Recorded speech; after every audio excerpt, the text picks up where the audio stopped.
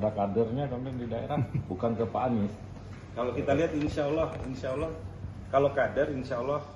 Syederalun, anggota DPR RI asal Aceh, Teku Rifki Harsha bersama pengurus DPD Partai Demokrat berkunjung ke kantor harian Serambi Indonesia di Jalan Raya Lambaru kilometer 4,5 Desa Menasa Manyang Ingin Jaya, Aceh Besar pada Minggu 20 Februari 2023. Kehadiran Sekjen Demokrat disambut pemimpin redaksi Zainal Arifin M. Nur, Asisten Manajer Produksi Harian Serambi Indonesia Yos Rizal, dan editor serta staf redaksi.